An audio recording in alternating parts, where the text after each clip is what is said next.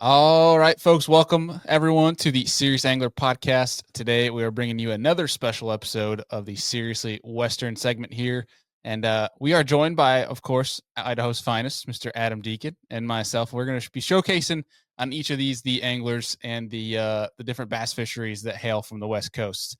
And so this show is always powered by the amazing folks at Amped Outdoors. That's our Serious Angler's choice of lithium batteries to power our boats, kayaks, and just about any adventure that we want to go on. Deacon, what's been reeling for you lately, man? Man, I've been saying it for weeks, but we are finally actually going fishing. I'm excited, excited to get the boat out. Actually going to get the boat out. It's beautiful today. It's going to get rainy, but I'm going to try and get out tomorrow. Get everything rocking and rolling with a new rig with Yeah, the Humminbird units. Get them all dialed in, and then off to Don Pedro. So getting yeah. getting the ball rolling. Tournament season 2025, baby. I know, dude. I feel like we've been saying that for like the past month and a half, but it's more been like wishful thinking of like trying to manifest it to speed up so that we can finally start go fishing. I'm in the same boat, man. I mean, this episode comes out on a Monday in 6 days. If my math's horrible. So the upcoming Sunday is when I leave for Tennessee to go fish a couple days down there, and then I get 3 weeks basically in Texas till see you guys come down for the classic. So I'm And you're pretty hyped. fishing a big derb while you're there. You're fishing a real big derb while you're there. Yeah, I get to spend the four or five practice days and then 2 tournament days on the old Lake Fork, one of the greatest, if not the greatest lake in the country. But we're gonna talk about some great lakes in the country in today's episode too. But yeah, I'm looking forward to that one because it's like Florida. I mean, I'll say Texas is a hell of a lot better than Florida. But what I'll say though is like the people they boast these legendary fisheries, but I've learned in enough travel to not come into it with this preconceived notion of like, yeah, we're gonna go smash giants. It's gonna be sick. You're gonna have to Dude, work for them. You're gonna have to. It's every one of the most time. pressured fisheries in the entire country.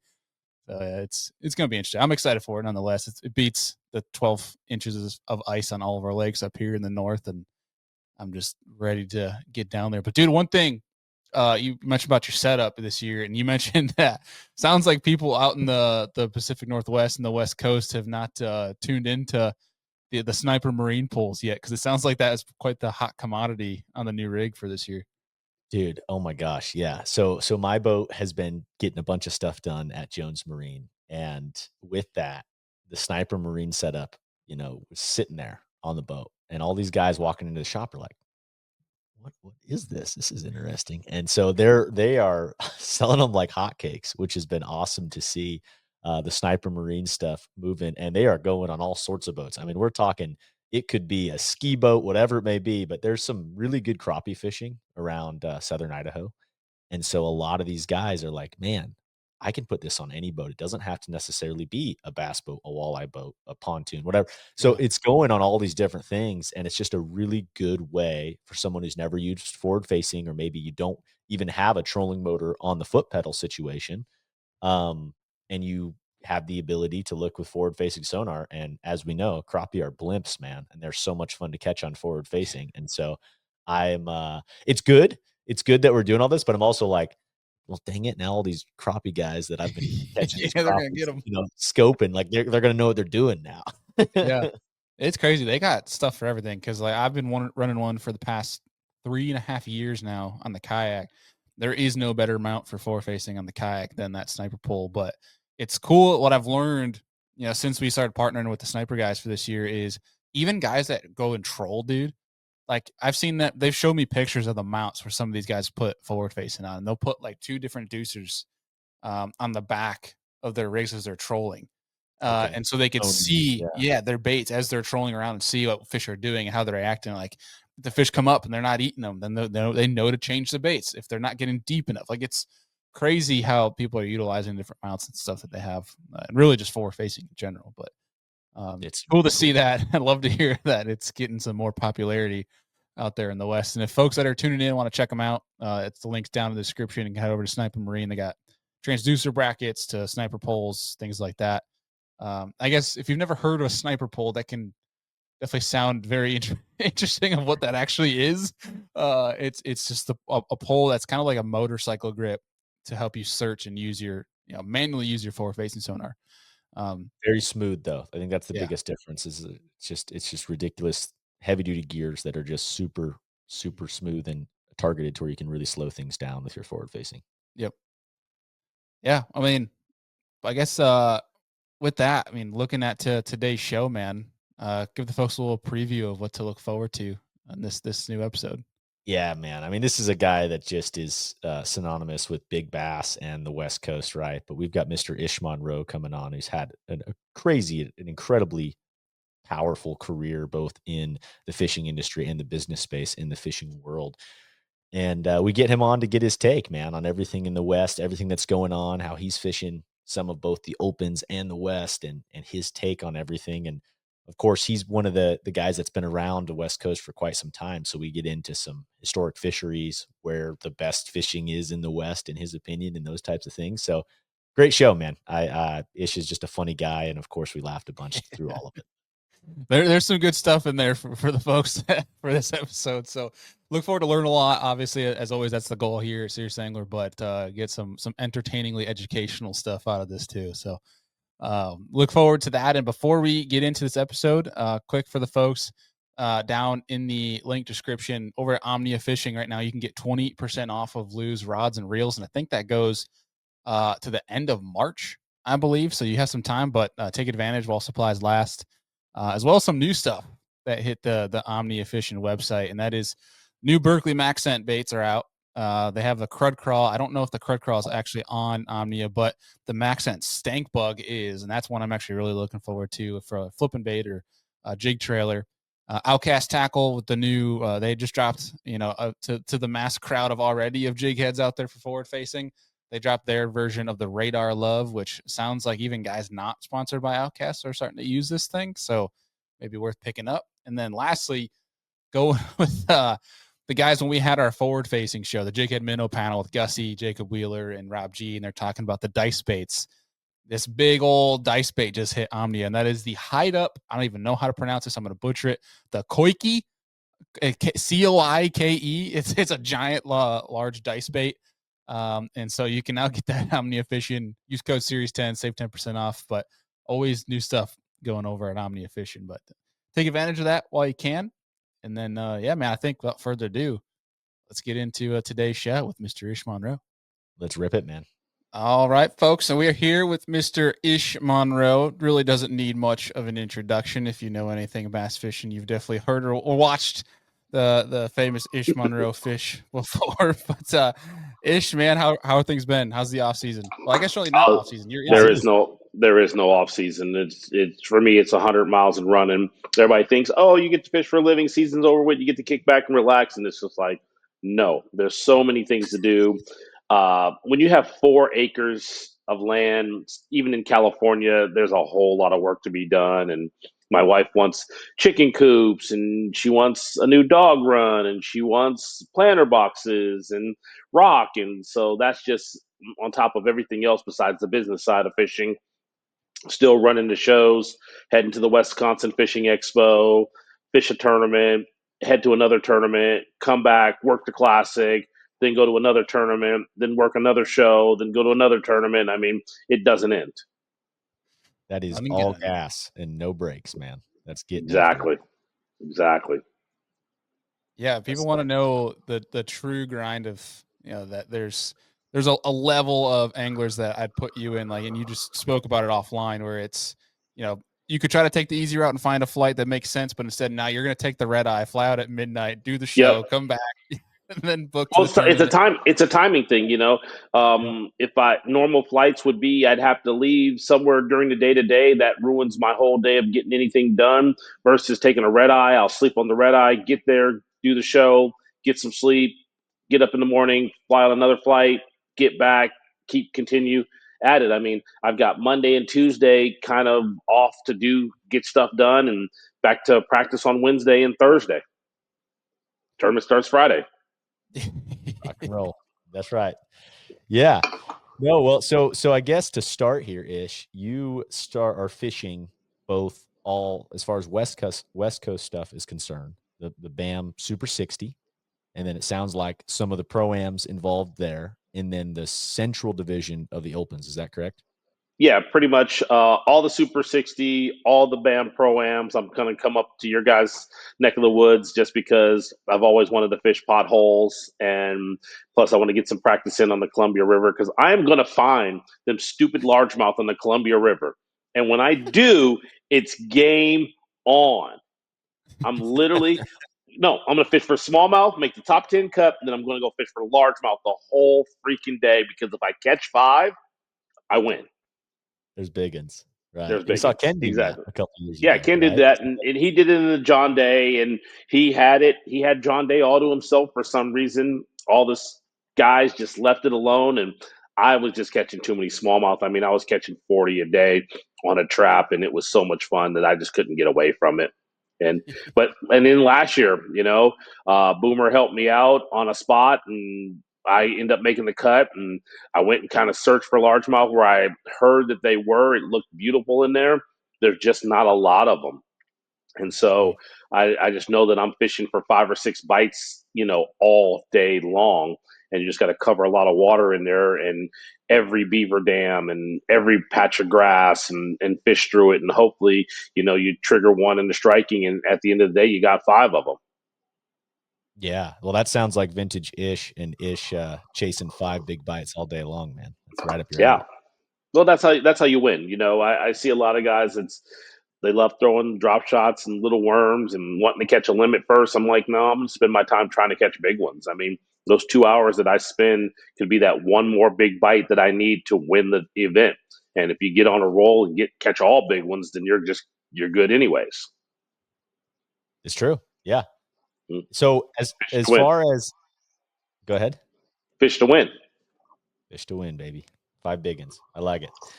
Man, and that was my first time last year running up to the Columbia. I just moved from Colorado to Idaho Okay. this last, and so it was my first time ever on the Columbia when you guys were there. And then I took my boat 3 or 4 weeks after just to go check things out, and I was so impressed, man. I had never realized how cool of a fishery that is. I've always heard That's an about it, but it amazing fishery.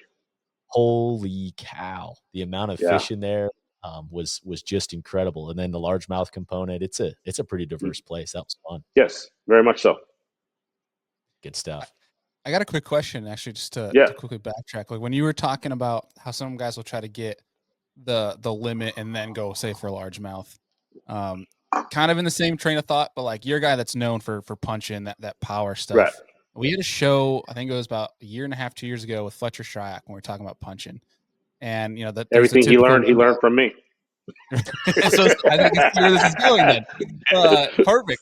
Well, it's with that, I'm curious your thoughts. Like we talked about, there's the windows once the sun gets up, around that 9:30, 10 o'clock, where you can when the typical window the textbook says to get good for punching, but how if you punch when in the early hours, you may not get many bites at all, but usually the ones you do could be very big.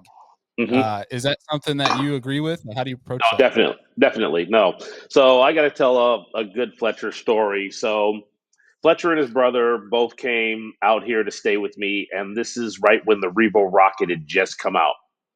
And the Revo Rocket was a 9-to-1 gear ratio. They thought that once again they didn't know much about punching. They're from freaking Ohio, so we're going to the Delta, and this is the heydays of the Delta, and they're all jacked up. Them dudes like it's funny. It's like they have Red Bull or Oxley for Fletcher full throttle running through his veins all the time. They're 100 miles an hour. Everything they do, they're jacked up. They're spooling in the middle of the night.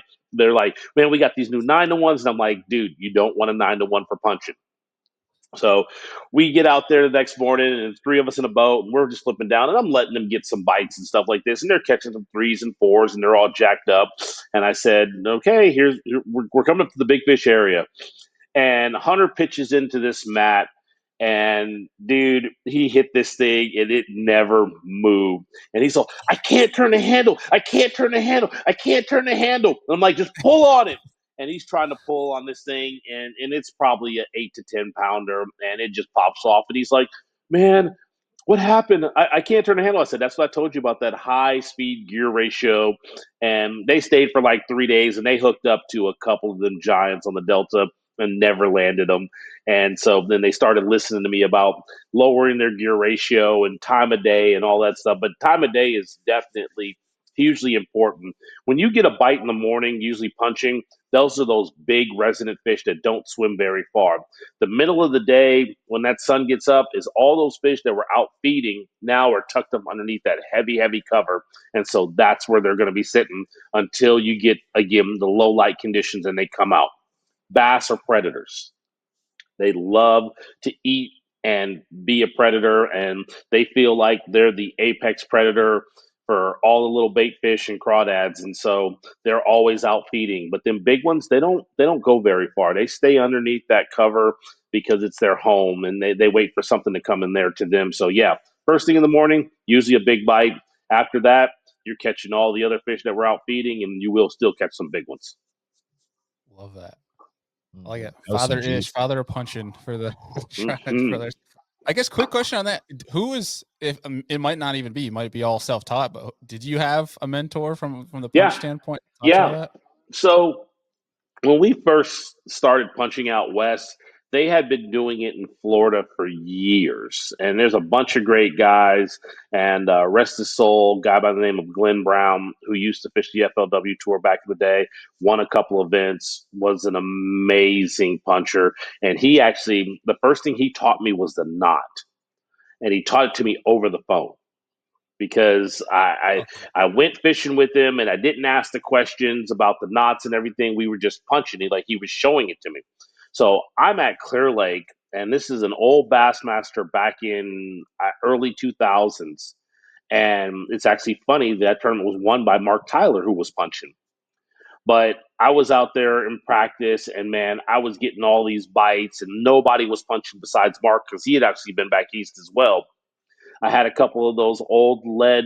Uh, they weren't even tungsten. They were about that big weights, 1.5 ounce weights. They were lead. They were giant. They're called penetrator weights. Worst thing in the world for punching because they were so big. Just So I started going down there and I punched and I punched and I was getting big bites and I was losing all these fish. And I call up Glenn. I'm like, what am I doing wrong? He goes, are you tying the knot? I'm like, what knot? And he goes, the snell knot. And then I'm just like, what's snell knot? He goes, I'm going to teach you the snell knot over the phone. And I'm like, how are you going to teach me a knot over the phone? He goes, really easy. And he just starts telling me about the half hitches over the deal and get it started and then stuff. And I ended up tying that knot, and it actually helped me catch a lot more fish. But Glenn Brown was definitely, to me, one of the first pioneers of punching. That's awesome. That's super cool. that's really awesome. Yeah. The Take snell flight. knot, man. I was confused. I was thinking about it. I'm like, well, duh. What knot is he going to talk about with punching? It's like the snell knot. Makes The sense. snell knot. But here's the deal: the snell knot does not work with regular flipping. Mm. There's something about the lighter weight and that cavitation that you actually miss more fish when you're regular flipping. Like if I'm flipping docks or I'm flipping wood, I do not tie the snell knot. Really? I don't either. And I had a tournament partner that would, and we kind of got in a heated debate on this exact thing. Not punching, right? If I'm punching, I Right. exclusively do it. But Yes. with just little Exclusive. quarter ounce or whatever, up Yep. to half ounce, I'm generally just Yep. tying my palm. You know, me, Philip Dutra had this conversation a couple years ago, and that's when I switched. And he was saying the same thing. Like he was missing fish, he was losing fish, and he couldn't figure out why. And he says that cavitation does something weird on a smaller weight that it doesn't get a good hook in the fish the same. And he thinks it just rolls up to where it hits their mouth versus like when it hits the big weight, it just kind of goes up and in. But who Hmm. knows? I catch more There's fish more without. leverage there. Yep. Yeah. Got it. What's your take, Bailey? Are you a snell guy? Yeah, I'm just same train of thought. Like if I'm punching and I got big braid on, I'll do snell. But yeah, if I'm just fluorocarbon flipping docks, all that stuff, I dabbled with it, trying it with the fluorocarbon and stuff. I would Mm. break off and I'm like, screw this. This is a Right. waste of Yeah. my time. That I think that fluorocarbon when it hits the round of the eye, it's just completely snaps it off. Mm-hmm. Yep. I started putting a bobber stop into the weight to have some actual cushion there when I was still tying the snell for regular flipping. But now that I've gotten away from it, I don't do that anymore. Sure. Yeah. Sure. Yeah. I'm the same way. I don't even think about it. Don't think twice. But I know some people that do. I like you just said, Deacon. I got a buddy that does it and get in a huge debate about it too. Yeah, it's almost like talking politics to people, you know. It's, It's man, true. we're a passionate group, bass fishermen. Yes, That's for yes, we sure. are very. Well, more of a topic of debate, or what we've seen more and more here lately, of kind of these 1-day tournaments with weather stuff. How was Rayburn on your end, and what's your take on the 1-day derby You situation? know, I understand what bass has to do from a protection side of it. You got to remember, I grew up in the days of Ray Scott, and where they didn't cancel tournaments very often. I mean, it had to be basically gale force winds of astronomical proportion. I mean, I can remember going out and fish. I mean, I watched them stand up a 22-foot Ranger and tell us it's good for us to go. And I mean, they stood this thing straight up in the air and said, "Oh, you guys are good to go." And we end up going. I mean, I've fished St. Clair, I've fished Lake Erie. I fished Lake Erie where it took me 30 minutes to get to my spot. It took me 3.5 hours to get back in because it was so big. And I literally rode the waves. My co-angler's puking because he's seasick on a lake, and that's how bad it was. Like Yeah. you'd go in a swell, you couldn't even see the land around you because the swell was so big. Were those the tournaments where with Darren Schwenkbeck when he broke two boats? Hmm. If you recall that. Yes, yeah, and that's where we were at bass fishing at that time and period. Now, and nothing against the younger anglers, but we do have 18, 19-year olds fresh out of high school who are now fishing these opens who don't really have the concept of how dangerous things can be, whether it's just the weather's a little bit rough or the standing timber. I mean, I watch these guys run through areas and I'm just like, they'll be the first ones to knock off a lower unit. And 2 days later, you see them at the service yard getting a new lower unit put on. And so Bass has got to protect himself from that because we have had a few incidences in the previous years where guys were not being safe. Yeah. Yeah. No, I get it, and totally safety to the anglers first. But Yes.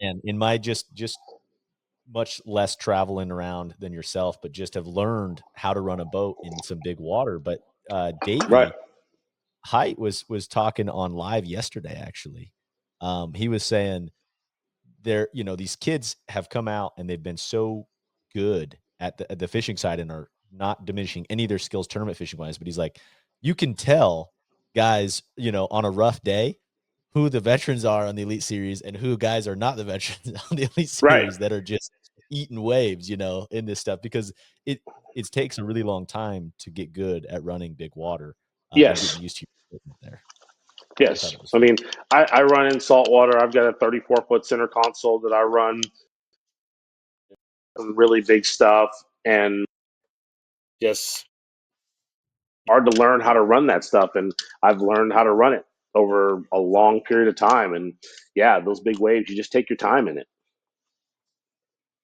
Mhm, mhm. Whole different animal. Whole Yep. different animal. Yeah.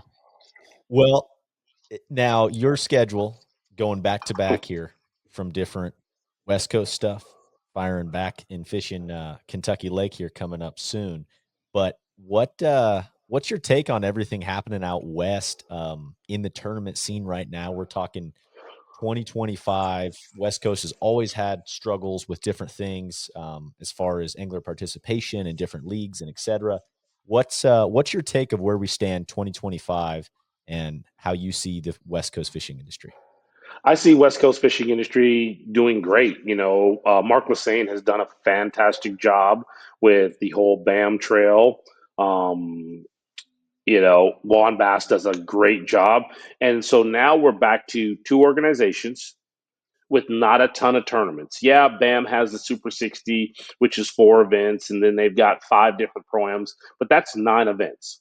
Juan Bass has their 4 events spread from basically Arizona all the way up to Northern California. So technically, there's about 13 events to fish a year that I would consider the top level professional tour of fishing, and then you throw in some championships there and you got 2 championships on the BAM side, no championship for WAN bass. So you're back to 15 events out of the year. That's a pretty good haul. I mean, you still got to think the average fisherman, which most guys in the West Coast, there's I don't think of any non-touring professional anglers on the West Coast. Maybe Ken Ma be the only one, but he's retired. And to take 15 weeks off in a year, not including practice time, that's a lot of time for most people. You're taking 3 months, 4 months, almost 4 months out of the year of somebody's work. And mortgage payments and gas prices are all higher here in the West Coast. So being a professional angler is really, really hard. So that's a lot of events, but I like the fact that we have that because guys can now pick and choose and have some good opportunities to make some real money. I mean, Super 60 is paying 50 grand. Shoot, I can't remember a Toyota series that had 100 and plus boats that would even pay 50 grand. Right, So right. And we're 60, talking about 60, 70 guys or whatever it's going to be. yeah, 70 guys because he's going to pay down the field. I wish he would have just paid up higher. I kind of pushed him on that a little bit, but I understand it. I get it. Give these guys an opportunity to make a little bit of money back, so pay down a few more places. That's pretty cool. Mm-hmm. I agree, man. I think it's the best thing for the West Coast guys Yep. that we've seen in a while. And it gives the opportunity for someone like myself who's like, hey, I my goal is to fish at the highest level Yep. that's near me, right? I'm not someone who's at this point interested in going back east anymore. I've enjoyed some of that, but for me, it is a perfect situation. I think there's a lot of guys out there that fills that need for a pro 2 level that's not Yes. 5 hours away. And the part is I'm hoping that the sponsors get behind what we're doing out here, and that's what I'm trying to show is that hey, you gain popularity fishing the Super 60 and WAN bass, you can do your job as a professional angler of selling sponsors products because at the end of the day, they don't care what you fish. Just fishing at the highest level gives you a bigger platform to sell more product for them. But having this opportunity out west here and being able to sell boats for Skeeter, sell engines for Yamaha, sell, Lowrance Electronics, sell Daiwa fishing rods, they don't care what you could fish a club tournament as long as you're selling a bunch of product. That's all that really matters. Yeah. Can you move the needle for us? Yep, that's exactly it. And that's what I wish a lot more anglers would go into the thought process of sponsorship is not what can you do for me from a sponsor standpoint, but what I can do for you. But this is what it costs for me to get you to this point. Oh, well, you want me to sell you $100,000 worth of product? Well, that's going to cost you 10 grand. Well, I want 100,000 from you, so I'm going to sell you $1,000,000 worth of product. The basic standpoint from a sales standpoint is 10%. That's what your value is 10%. Any company is willing to give up 10% if you can justify the sales for them. So go out and open up a boat dealership. That's how you sell $1,000,000 worth of boats. Is you help get the boat rep into a boat dealership he's been trying to get into. Then that dealership will go out there and sell $1,000,000 worth of boats or $2,000,000 worth of boats. Well, then yeah, it's worth it for them to give you a really good deal or give you a boat because you're helping them sell product. Yeah, and that's something I think that approach Ish is something you've done really well in your career is the almost direct connection sales, right? Like, I mean, Yes. we can talk social media, we can talk all of this stuff from a big platform perspective, but there are times when you can move the needle from a personal relationship and a referral Mm-hmm. to a dealer that goes a Yes. really, really long way. You know Yes. what I mean? And I feel like I've heard stories over your career of doing that with different brands that you've been Yeah, partnered with. I mean, the part is you make friends with everybody. As much as I travel, you have to go in there to get some service work done on your engine. Well, make a connection with the owner or the national or the sales manager, and just make sure everything's okay. Especially if they are one of your sponsors dealers. Like, hey, everything good? You guys getting everything you need? Well, if they're not, then you make a contact to your corporate person and get them connected. Like, hey, they're not getting enough product. What can we do to get them more product? Okay, well, we connect them here, here, here. Next thing you know, it comes back time. The person who made the commission on you selling the product for them is like, I need to have that guy. I need that guy. Like you can fire everybody else because they haven't moved the needle. This guy moves the needle, and that's what's important to them. They don't pay I you like that. to catch fish. They pay you to sell product. Yep. And there's something to be said about that too, where it's I don't think not just anybody can go and do that, especially on that relationship standpoint. It does help too when you have a reputation like yourself, where Yeah, like the stuff you tout, like you've been successful with, where it's some but you random build guy that. that's You yeah, build it. exactly. Yeah, You build it. yeah. To Ish's point there, I think you build that by also just putting yourself in those positions, right? Like putting on Yes. a nice shirt and looking presentable and saying, "Hey, here's what we're working on with Yep. this brand. I know I'm coming in working on my boat here." But like you do that enough times, man, those personal connections they end up Yes. snowballing. hmm You know, and you go into a tackle shop. I mean, gosh, it's so easy because we all go into tackle shops. I don't care where you at in the country. Go to your sponsor's product, take a picture of it with your phone of the display that they have, and send it. Whether it displays is full or the display is empty. If the display is empty, the person that you send that to is going to put it in contact with the sales guy, and the sales rep is going to go, oh, well, they need this, this, this, this, and this. They have the opportunity to call and go, hey, I saw that you guys were out of this. They'll be like, how do you know? Well, my pro staff guy came in and saw that you're out of this. Are you not getting it from A, from us, or B, your distributor? Well, we have all this stuff in stock. And the guy will be like, okay, because you can't sell empty pegs at a tackle shop. Mhm. And those are some of the easiest ones because I go into every single tackle shop that I can because I'm always looking for something new and something different. I've got some new jig head minnow baits that I hadn't seen anywhere in California that I'm going to apply out here. So I'm super excited about that stuff. So yeah, just go into every tackle shop, take photos of your sponsors' products, and go from there. I I like like it. it. Now, um, as far as fisheries go in the West Coast, we've seen just a absolute, heydays and certain time frames that were incredible. But I would like to propose this as a two-part question. Okay. Number one would be what were the three top fisheries ever in time frames in on the West Coast? And then West Coast. what Okay. would you say are the three currently on the West Coast?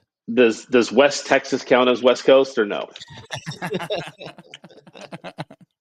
That's a no. Okay. That's a So the no. three top fisheries were Clear Lake, Delta, Trinity. Mm, And now I want to say they are still Clear Lake, Delta, and Trinity. dang. And I want to Sheesh. say in those in maybe not that order. Maybe the Delta and Trinity will swap places, but Trinity's a phenomenal fishery that doesn't get a lot of play because it's far. It's 4 hours out from my house, and I mean it's still an hour outside of Shasta, and there's nothing up there when you get there. But man, there's a whole lot of bass. Clear Lake, Clear Lake's just Clear Lake. The 30 is the new 20 at Clear Lake. I don't. You got 30 pounds. You're probably going to get a check. You're not going to win because you're going to need 30 something. But you got 30 pounds. You did good. You had a fun day fishing. Well, you weighed 25 today. Not looking so good for you. Hopefully everybody else had a really really bad day because everybody's got 22. So Clear Nice Lake is pat just on the still back. deep.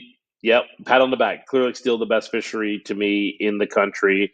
That's not a border lake like Thousand Islands or uh, Falcon or Amistad.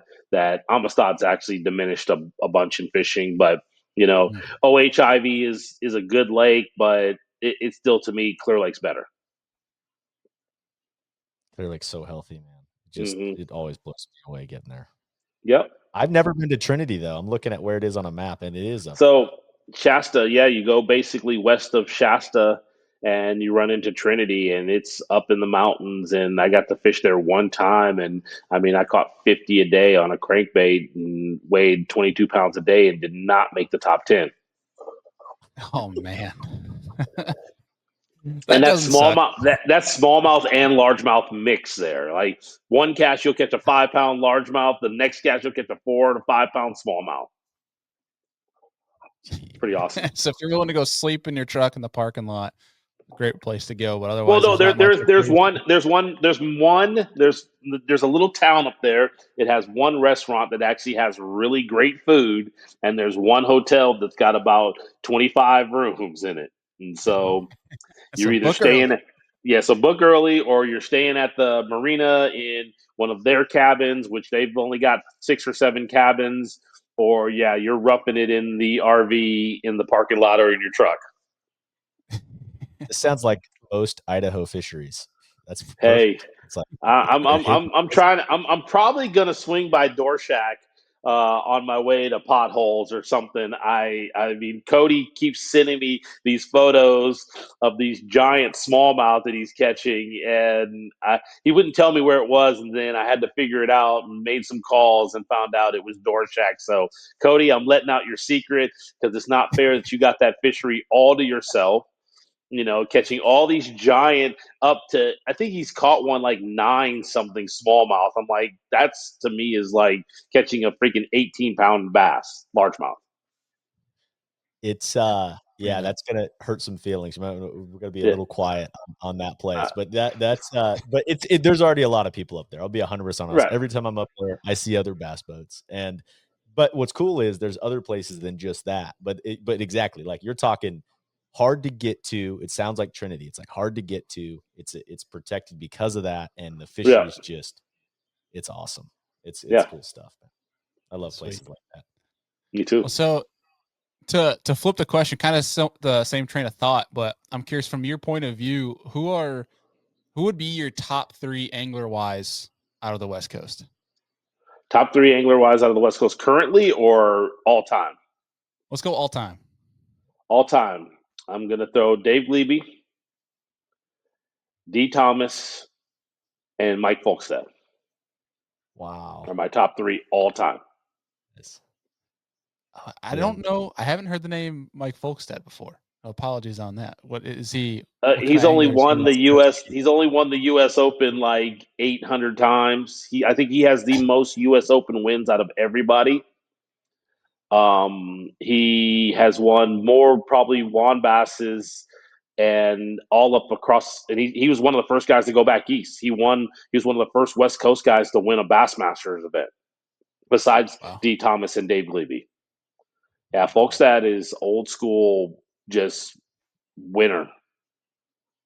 I like it. I'll have I dig the to old school. research more Yeah, into that. Can Google. do Yeah, It's all Google. Google. I dig Yeah, the old school stuff that you're bringing up, though. I mean, you know what I mean? Like yeah. those are guys that you probably looked up to growing oh up. yeah, I mean, Dave Glebe was one of the first guys that ever talked to me at a tournament, and I had no clue who he was and stuff. And I started looking, and you still go back into the '70s, and you're like, that dude has won 4 Bassmaster events, and you're and 2 of them were back to back. He taught Roland Martin how to flip. Oh, So that's cool. the deal is Roland and Dave drew each other. Well, Roland being Roland's like, I'm the king of Okeechobee. And Dave's like, well, I'm freaking Dave Glebe, and I'm going to show you something you ain't never done before. So they go over to Roland's spot, and they're throwing spinner baits and dragging worms and stuff like this. Well, this is back in the old head-to-head invitational days.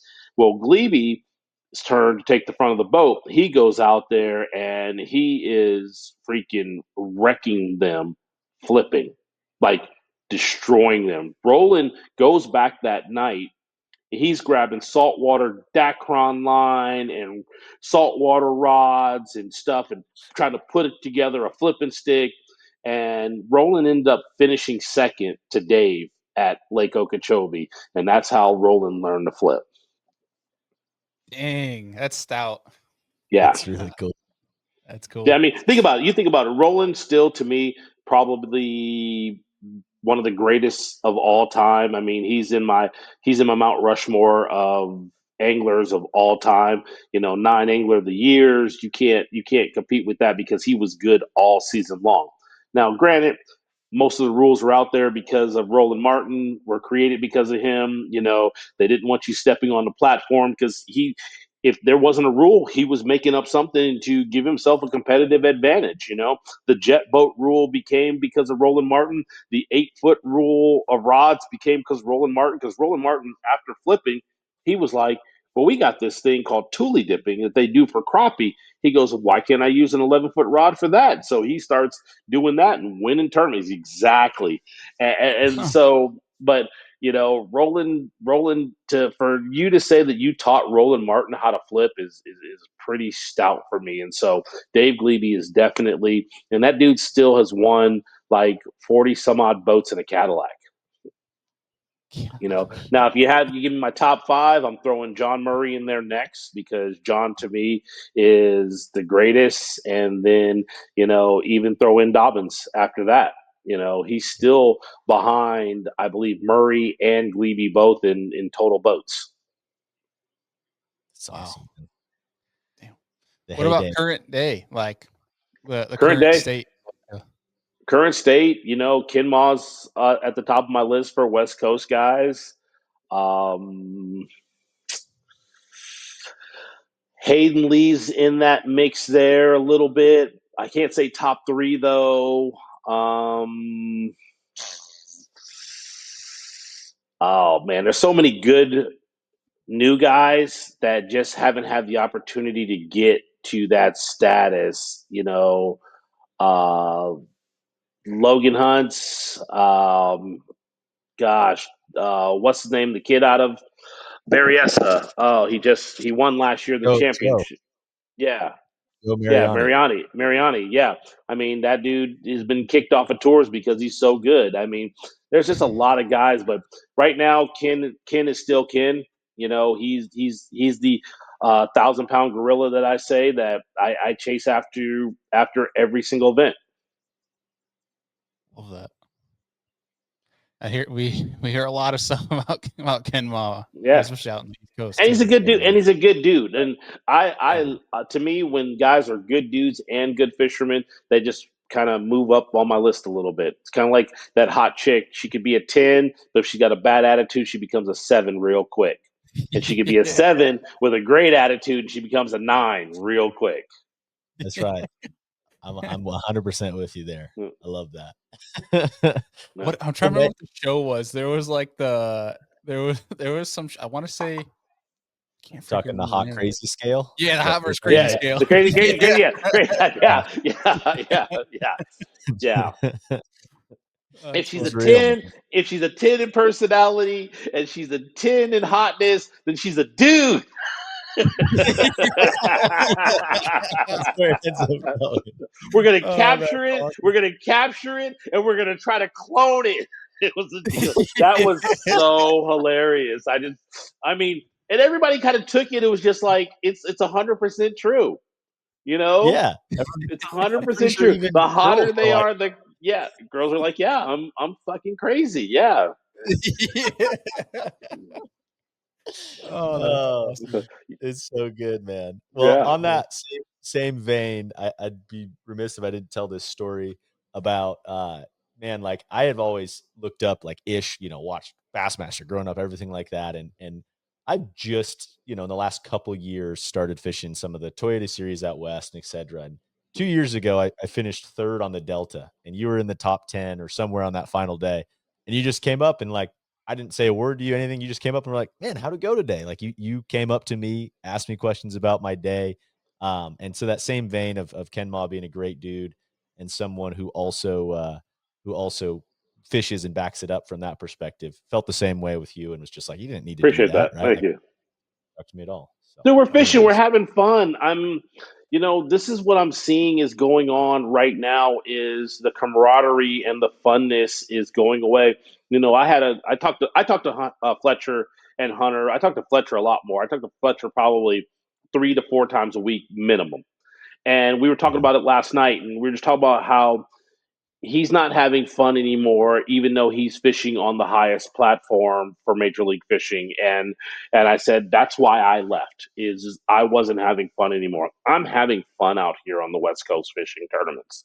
I mean, there's still some cutthroat and there's still some guys living in the gray a little bit, which I'm not fond of. But overall, I'm having fun. Show up like, hey man, how's it going? Like, exactly. Just you want to talk to a guy and see how his day was going. The one thing that I loved about Aaron Martins was Aaron Martins loved the fact of people catching fish. He loved when guys were catching fish. He would do anything and everything to help you catch more fish because he just loved the fact that people were out there catching more fish. That's awesome. I dig it. There's a That needs culture to there, be. man. Yeah, There's a culture there that's a Western thing. Bailey's gonna come out for the BAM 60 events this year. Super excited. We're gonna do live shows at cool. the end of every BAM 60, and so I think you're gonna get to experience some of that. Like Be careful, Big when I Ed. Big Ed might have a little problem with that in his podcast stuff. So you got to watch it. we got it all squared away with Mark and Oh, Ed, so did you? we're Okay. good. Yeah. But Taking no, his you're taking his job. Taking his job. I'm gonna tell him, young guys come in That's taking your job, exactly Ed. That's how they roll. That's how they roll, man. No, but there's a culture thing, dude. Like I learned it when I was in Colorado. I would travel to either kind of the east or the west, and I Yeah. noticed every time that I went west, there was less boats, but Yeah. the culture and the environment of like guys messing with each other and having a fun time in the morning at the ramp was completely different. And I'll stand Yes. on that. To this day, I've always noticed that whenever I would travel to the Ozarks or Oklahoma or Texas or going the other way, it was like there was just this funness and Yeah. I've enjoyed it. And that's why I live out here now. It's like, or Yeah, the this West Coast direction. is way fun. I mean, guys, I think because guys have other sources of income, back east, it's the only source of income, and guys want it so bad that they're willing to do anything and everything to get there and be cutthroat and be angry and be miserable. I'm just not about that. I want to have some fun. Yeah. Yeah. I'm That's with you, the man. title of this show. That if you fish on the East Coast, you don't have fun. No, I'm not saying that guys don't, but I'm just saying from what I see, and the fact is the West Coast, I'm enjoying it right now, and I'm enjoying it a lot, and that's why I'm fishing the opens. I'm having some fun fishing the opens too. That's awesome. Heck yeah. That's good stuff, man. That theme needs to be sang a lot louder, especially current day. Well, when you don't, when we talk about the generations. yeah, I've already said when I stop having fun, I stop fishing. Yeah, You it's know? true. Yeah, That's a good way to be. Yeah. So I guess to wrap things up here, we've got Don Pedro, Pro-Am, and then Super 60. You've got Kentucky Lake in between that. What can folks expect, I guess, out of Don Pedro? Number one, I guess this time of year and that kind of a thing. And then what are you looking forward to on Kentucky Oh, Lake? you're just trying to get in some of my secrets. I know it. Um, Literally, Bailey wrote, we've got a little note sheet in front of us, and he goes, yeah. classics. He's been trying to get the juice. Yeah, exactly. No, both events on Pedro are going to be fantastic. What I think you're going to see is you're going to see a major influx of not early pre-spawn, but mid to late pre-spawn. We've got 70s all next week with the lows in the high 40s to low 50s, which means that the water temperature was already warm for this time of year. I mean, it's been averaging anywhere from 52 to 56 degrees, which is way warm. It never got into the 40s like it normally does on those lakes. So the fish have been in a pre-spawn mode for weeks now. And now with that 70s, they're going to be really towards the end of that pre-spawn and thinking about getting up there spawning. And then when we come back, it's going to be a full-blown spawn mode.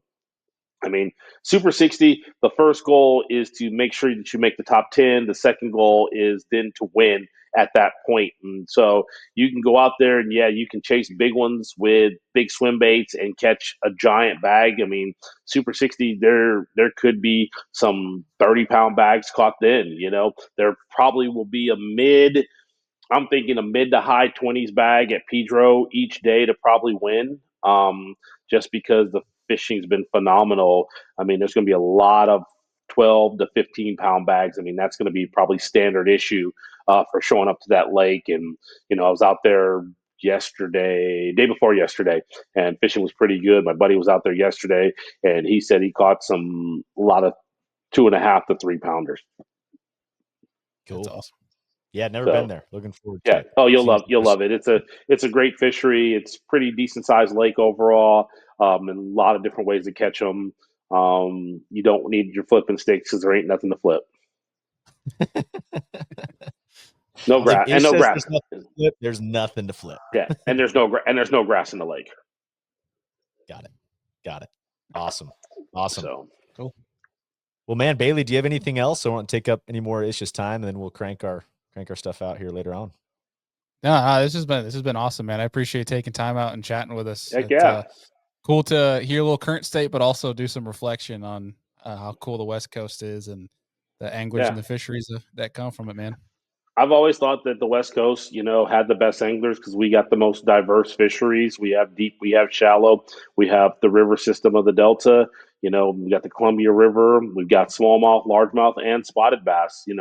Versus a lot of places just might have just smallmouth or just largemouth or just spotted bass or just a largemouth and spotted bass, and not a lot of tidal fisheries or river fisheries, and so we've got lots of diversity.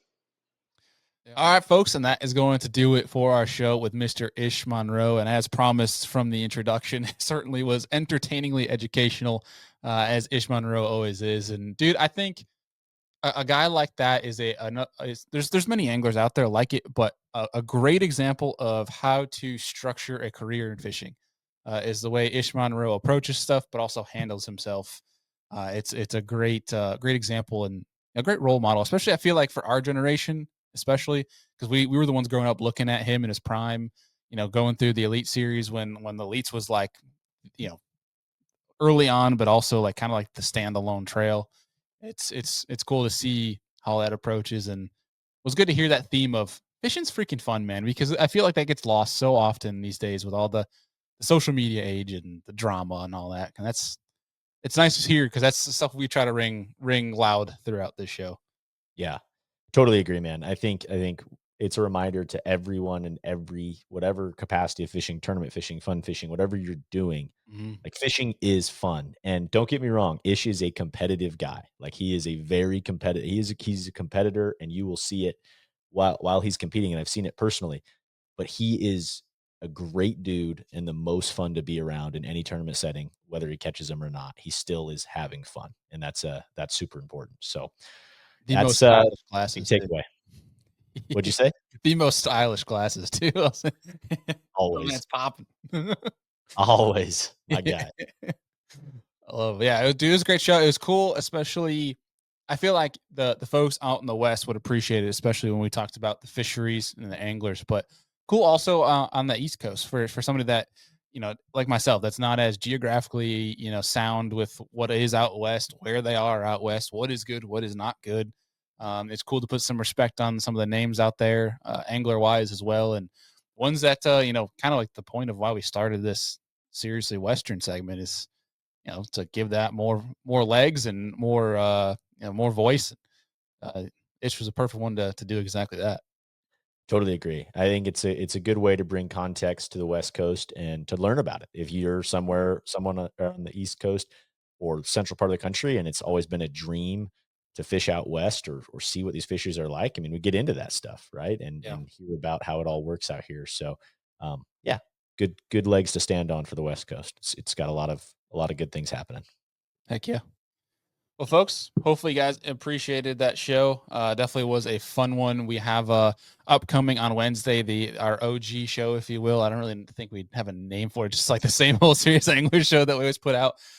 We got an interesting one for you guys, and that's Mr. Jake Maddox is going to be joining the show, talking about the poop bait. I mean, maybe some people definitely seen it. You might think it's a joke. Some people actually throw it.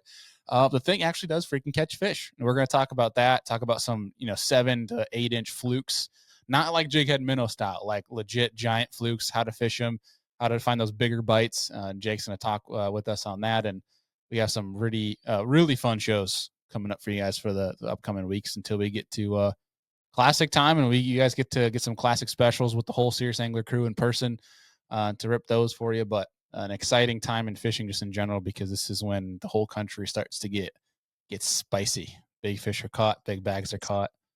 And yeah, live action's back. But man, anything else for the folks?